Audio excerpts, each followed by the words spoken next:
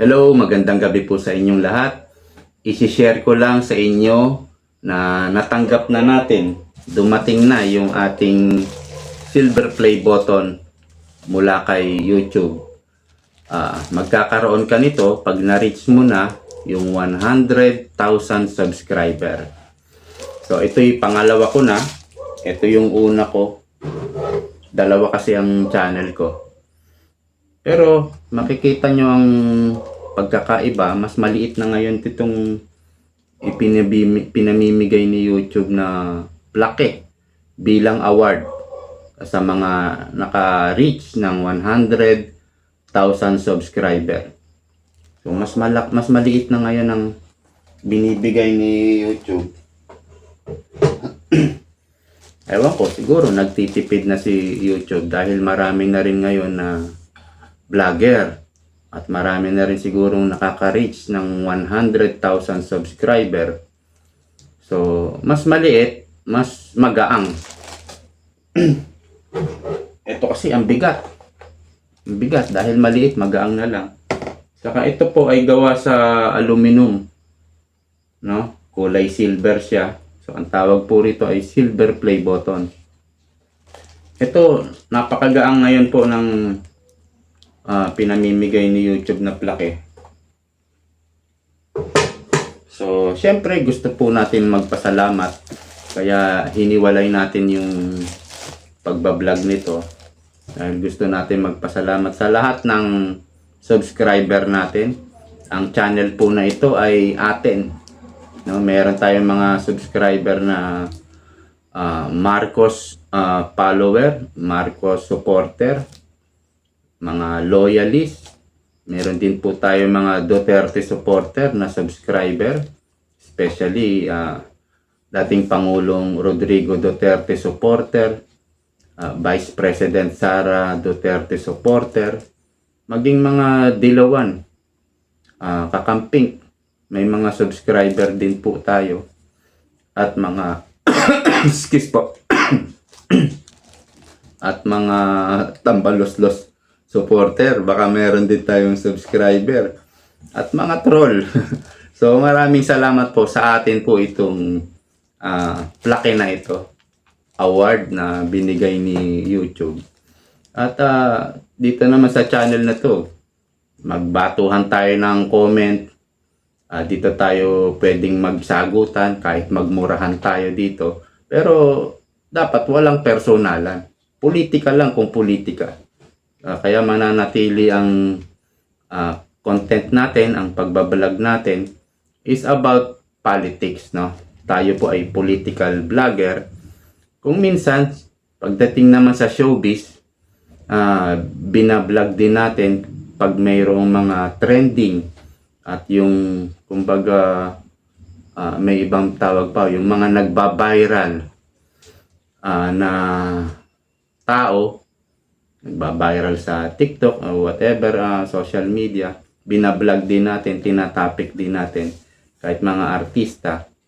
So hindi lang politics, kahit current events, may mga malalaking disaster na binablog din natin. So magkakaugnay po yan eh. Showbiz, politics, magkakaugnay yan. Yung ibang politiko nagiging showbiz din, di ba? Yung mga artista, nagpo-politika naman. So, magkaugnay talaga yan. Tayo din ay parang media, parang journalist, nagbabalita rin tayo. Sabi ko nga, yung mga current events, mga pangyayari sa Pilipinas, kahit sa ibang bansa, kaya mga pangyayari sa mundo na nag-trending, tinatopic din natin yan. So, yan po yung ating topic. Ngayon, kung gusto mong mag-vlog, no? Kailangan mong makakuha ng 1,000 subscriber at 4,000 watch hours. Kapag meron ka na noon, na-reach mo na yon, pwede ka nang mag-apply kay YouTube bilang partner niya at pwede ka nang ma-monetize. Pwede ka nang kumita. Ang kagandahan lang sa pagbablog, ang kinikita natin dahil si YouTube ay nakabase sa Amerika. So, dollar po ang kinikita ng mga vlogger.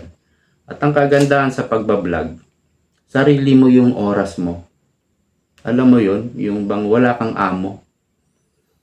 Kung gusto mong gumising ng tanghali, pwede. Kapag employed ka kasi, may oras ka, no? Halimbawa, 8 to 5 ang pasok mo. So, you have to, kailangan mo pumunta sa trabaho mo na before 8 o'clock, dapat nandun ka na. Pag na-late ka, syempre, sermon ang aabutin mo. Pero kay YouTube, kahit nga hindi ka pumasok, kahit nga hindi ka mag-vlog ng isang araw, pwede. Yung iba nga once a week lang kung mag-vlog So, dito kahit gumising ka ng tanghali or hindi ka pumasok, pumunta ka na mamasyal ka, wala problema. Kaya lang syempre, ima-manage mo yung pagbablog mo, mas marami kang video na ma-upload, mas maraming views ka na makukuha. Mas malaki ang kikitain mo. Pero halimbawa kagaya ng cooking vlog, no? Cooking vlog, nasa kusina ka lang. Hindi ka na babiyahe pupunta ng trabaho mo. Kami nasa kwarto lang or may studio ka, mas maganda. Andun ka lang. Maliban lang sa mga travel vlog, kailangan mong lumayas ng lumayas. At yung ibang mga vlog, kagaya ng travel vlog, may gastos. Kumbaga may puhunan ka. Ibili ka ng plane ticket para makapunta sa destinasyon na gusto mong puntahan kasi nga travel vlog ka. So gagastos ka. So yun ang kaibahan. Pero maganda yung travel vlog kasi kahit mga 2 years na yung video mo, may nanonood pa rin. Dito naman sa political vlog, yung video mo na nakaraan linggo, parang wala nang nanonood kasi may mga bagong balita. So yun ang kaibahan sa mga vlog, no?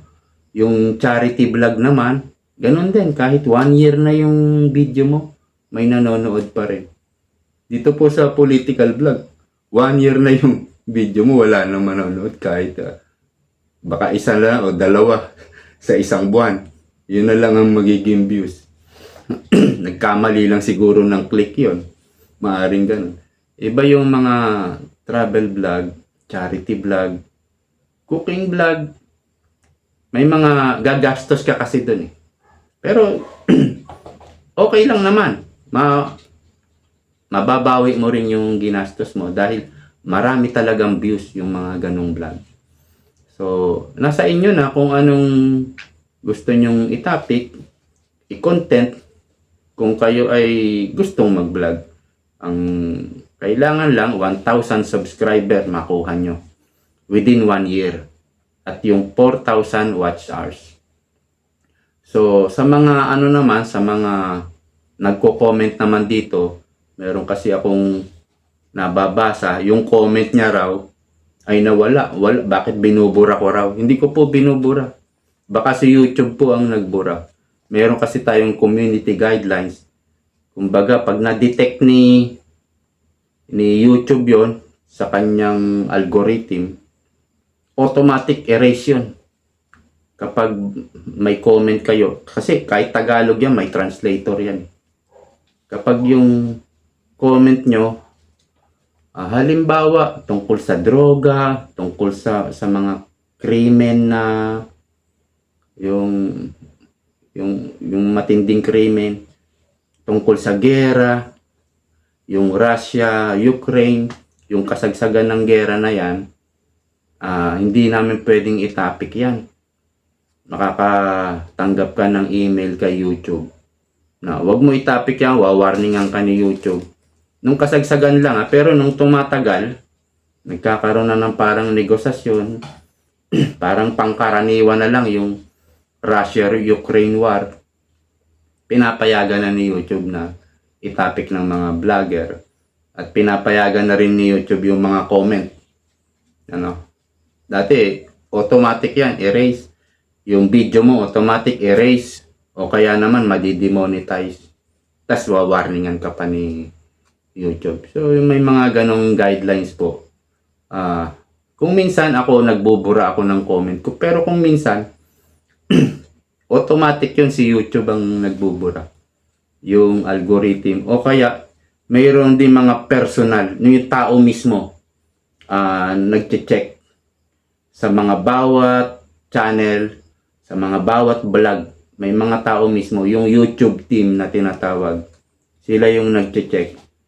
Kung ang binablog mo ay parang may sex, child abuse, yung mga krimen na yung mga video na, alam mo yun, bawal yun yung, anong tawag nito? Yung, halimbawa, may pinugutan ng ulo. Bawal po ni YouTube yun. Yung mga ganong karumal-dumal na krimen. Binubura po ni YouTube yun. Tungkol sa drugs, tungkol sa gera. May mga ganon pong tinatawag na community guidelines. Kung minsan po, baka hindi ako ang nagbura nun.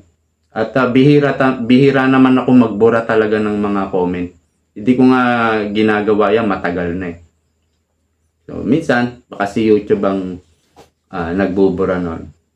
Akala nyo ako. Hindi po. Tagal na po ako hindi nagbubura ng comment.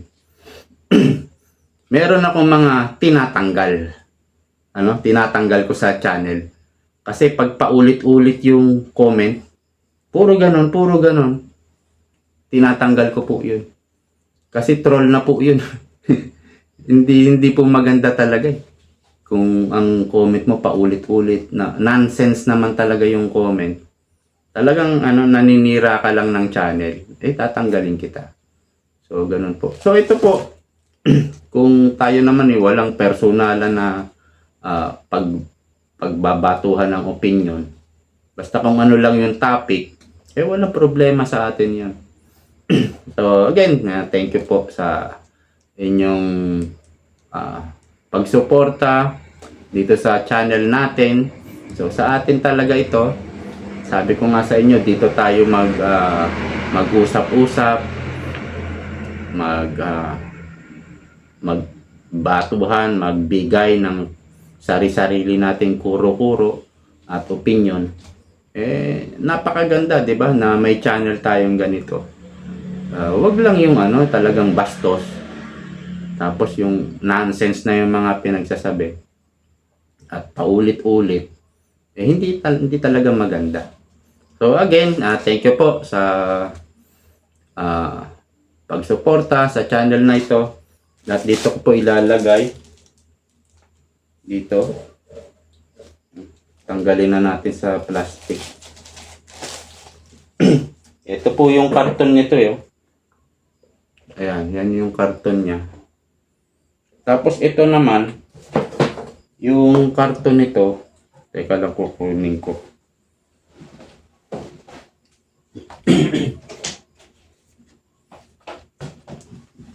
So, ito yung karton nito. Ang laki.